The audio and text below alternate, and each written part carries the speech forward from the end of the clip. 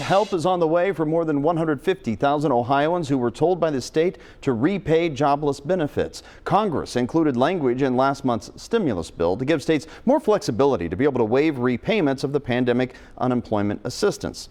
But that doesn't mean the debts automatically just disappear. In fact, experts tell I-Team reporter Dan Monk it could take months to resolve Ohio's overpayment problems.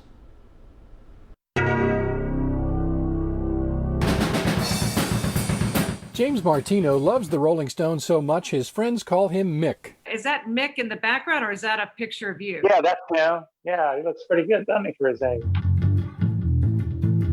But this Bridgetown musician can't get no satisfaction from Ohio's unemployment system. Somebody needs to step up in an agency. In May, Ohio's Department of Job and Family Services approved Martino for $18,720 in pandemic unemployment assistance.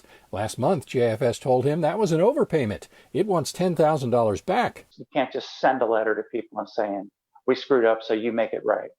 No, you screwed up, you make it right. Congress agrees with Mick. The $900 billion stimulus package finalized in December includes language that allows states to forgive overpayments if they happen through no fault of the claimant.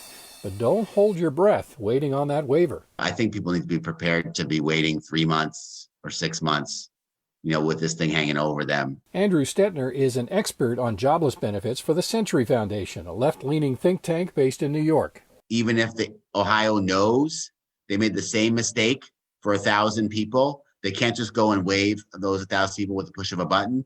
They have to treat each case individually. JFS Director Kim Henderson says Ohio is working with other states and the U.S. Department of Labor to set up the rules for repayment waivers. As they release formal guidance on how we can undertake those waivers, we certainly will be doing that. In the meantime, Henderson urges people with overpayments to appeal their repayment orders. But that chord sounds flat to Mick the musician. I tried to contact them, email. I tried to call them, which is incredibly a debacle because when you call, you're on hold for literally hours where the phone is busy. And if someone picks up, they don't know what they're doing or they'll hang up on you. As slow as Ohio seems to be moving on this front, it's still one step ahead of Kentucky. The Continued Assistance Act actually amended the federal law and allows us to waive those, but state law doesn't at this time. So we are hoping the General Assembly will give us the flexibility to waive those payments while they are here. I know they have announced their willingness to do that. House Bill 240 was introduced in the Kentucky General Assembly January 9th. It would allow repayment waivers with language that's similar to what Congress passed in December. It has 4 co-sponsors, but has yet to be scheduled for a vote.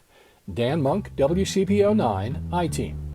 Indiana also has legislation, by the way, in place to enable faster use of the repayment waivers, and you can find out more about that in Dan's story over on WCPO.com.